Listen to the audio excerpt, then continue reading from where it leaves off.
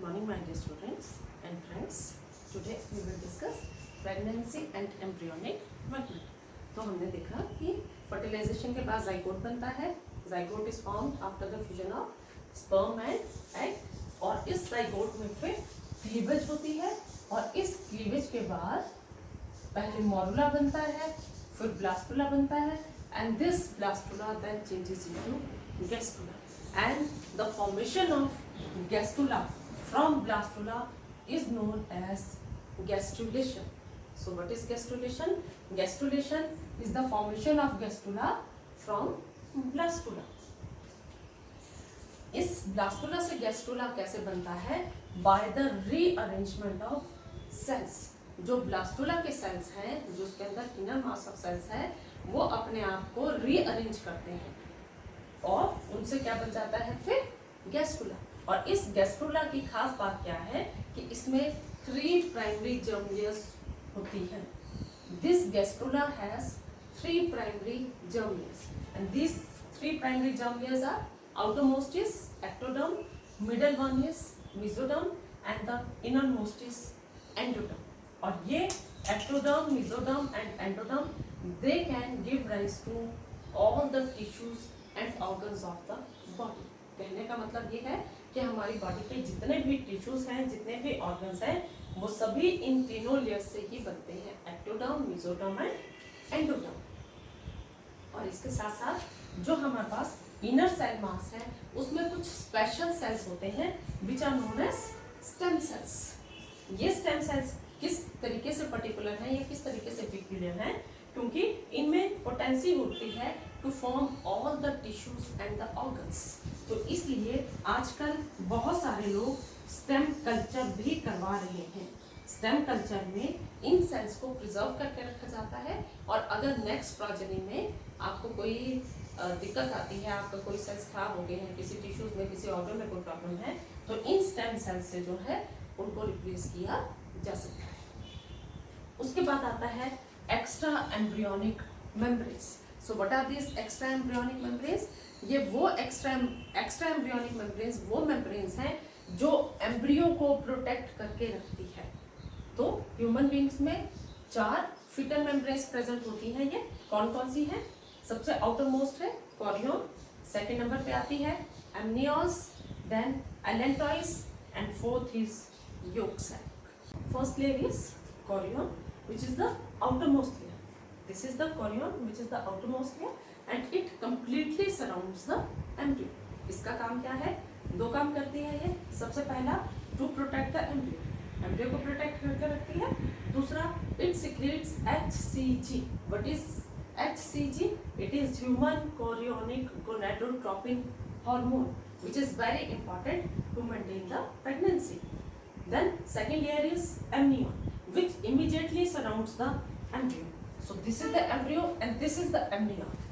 Amnion और embryo के बीच में एक कैविटी होती है जिसे हम amniotic cavity कहते हैं. और इस amniotic cavity के अंदर एक fluid होता है which is known as amnion fluid. amnion का काम क्या है? 2 काम करता है ये इसके अंदर, क्योंकि fluid है. It prevents the desiccation of embryo. Desiccation of embryo means embryo को ड्राई होने से बचाता है. Second, it protects the embryo from shocks. ये जो इसमें फ्लूइड है, it acts as shock absorbing fluid. तो ये एम्ब्रियो को प्रोटेक्शन करता है. Then third is allantois. This is allantois. This allantois is a small sac like structure. ये सैक लाइक स्ट्रक्चर प्रेजेंट है, और इसका काम क्या है? It forms the blood vessels of the placenta. Placenta, which is a intimate association between the fetus and the mother. तो उसकी blood vessels को बनाता है ये एलेंटॉइस. और इसके अलावा इसके और 2 काम क्या है? It helps in nutrition.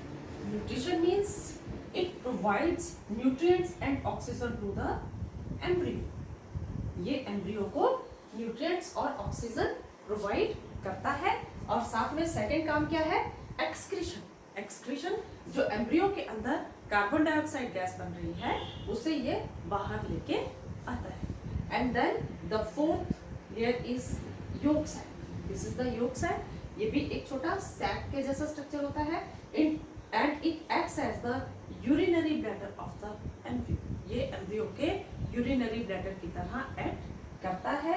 और ये क्या काम करता है, इसका काम क्या है, जो सबसे पहला ब्लड सेल बनता है एम्ब्रियो का, that is formed in the yolk cell only. So what happens after implantation? Chorionic villi, chorionic villi कौन से हैं, ये जो कोरियोन के फिंगर लाइक प्रोजेक्शंस होते हैं, they became United with uterine tissue.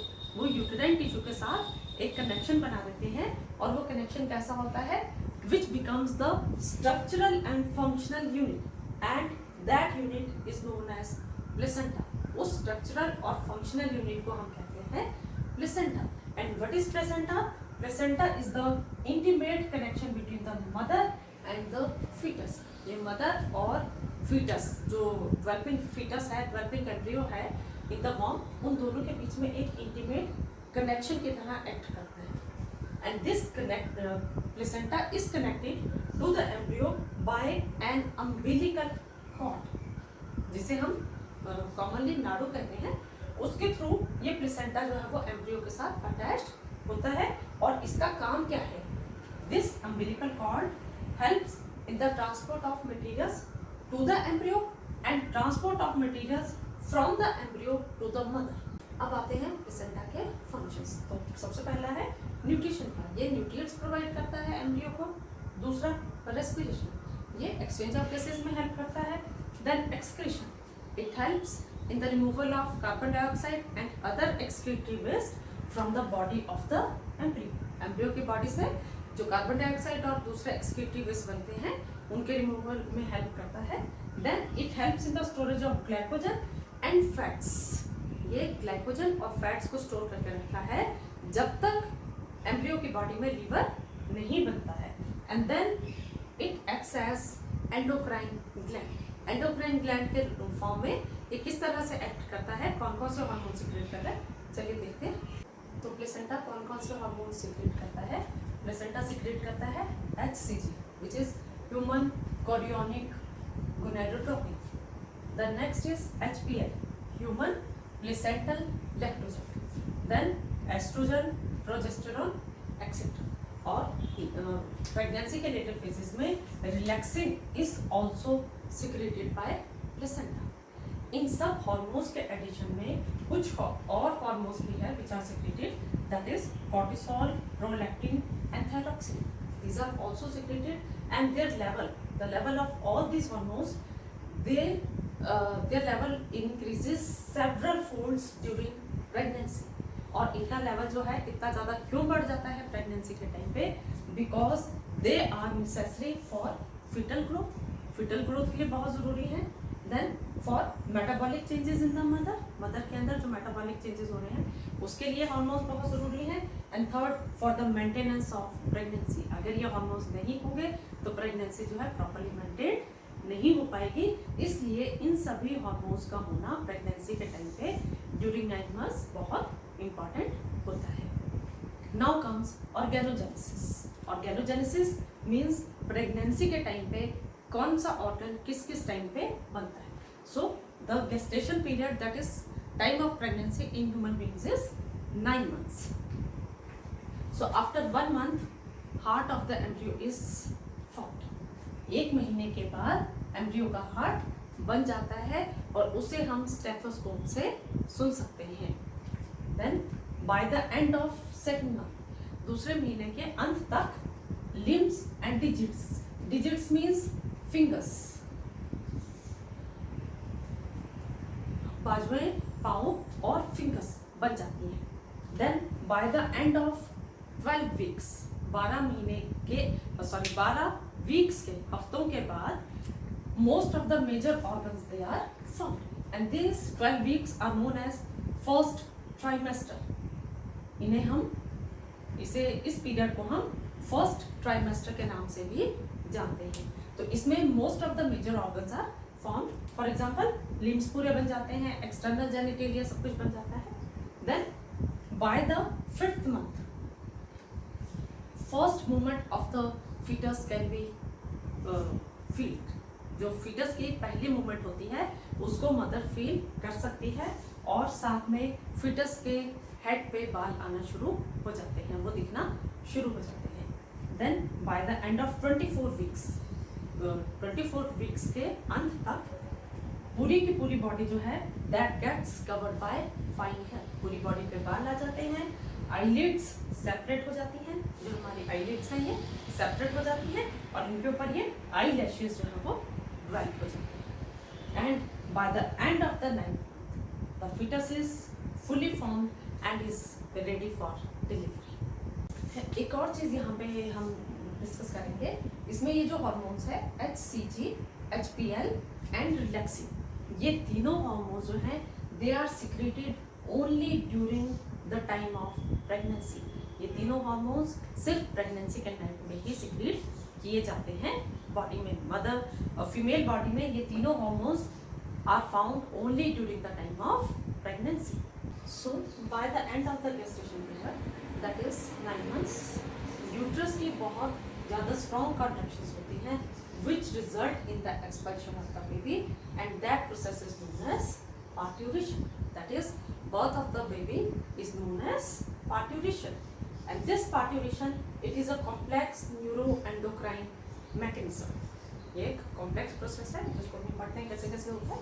सबसे पहले इसके लिए सिग्नल कहाँ से शुरू होता है, जो फुली फॉर्म फीटस है, तो फीटस जिसकी ग्रोथ पूरी हो चुकी है, और साथ में प्लेसेंटा, ये दोनों क्या करते हैं, ये दोनों इंड्यूस करते हैं बिल्कुल हल्की हल्की यूटेराइन की कॉन्ट्रैक्शंस, बिल्कुल यूट्रस जो है हल्के हल्के से कॉन्ट्रैक्ट करना शुरू करता है, and that is known as foetal ejection reflex. These mild uterine contractions which are induced by fully formed fetus and placenta is known as fetal ejection reflex. ये fetal ejection reflex क्या करता है, it causes the secretion of oxytocin from the mother's pituitary gland. Mother की जो pituitary gland है ये वहां से ऑक्सीटोसिन को रिलीज करता है, ऑक्सीटोसिन रिलीज होता है, ये यूट्रस की स्ट्रॉन्ग कॉन्ट्रैक्शंस को इंड्यूस करता है। यूट्रस की स्ट्रॉन्ग कॉन्ट्रैक्शंस होती हैं, वो फर्दर दोबारा से और क्या करता है, और ऑक्सीटोसिन को रिलीज करता है। ये प्रोसेस चलता रहता है, और उससे क्या होता है, यूट्रस की बहुत ज़्यादा stronger and stronger contractions start हो जाती है, which result in the birth of the baby, and it takes place through birth canal, that is through cervical canal and vagina, which together form the birth canal, and this birth of the baby is known as parturition. And after the birth of the baby, placenta is also expelled out. Now side by side, during the gestation period, these mammary glands also undergo differentiation, and by the end of the pregnancy they start producing milk, that is known as lactation. जो milk produce करने का process है उसे हम कहते हैं lactation. तो जब तक प्रेगनेंसी खत्म होती है उस टाइम तक these mammary glands they start producing milk, and this process is known as lactation. Lactation में जो सबसे पहला मिल्क प्रोड्यूस होता है during initial days of baby birth, that is known as colostrum, उसे हम कोलोस्ट्रम कहते हैं। First milk produced by the mammary glands is known as colostrum. ये colostrum क्या है, इसमें बहुत सारी एंटीबॉडीज होती हैं जो न्यूबॉर्न बेबीज में रेजिस्टेंस के लिए बहुत ज़रूरी होती हैं। इसलिए डॉक्टर्स भी एडवाइस करते हैं कि जब न्यूबॉर्न बेबीज होते हैं, so the mothers should feed them through their breast. So that's all in this topic. अगले टॉपिक में फिर मिलेंगे, तब तक के लिए goodbye and take care.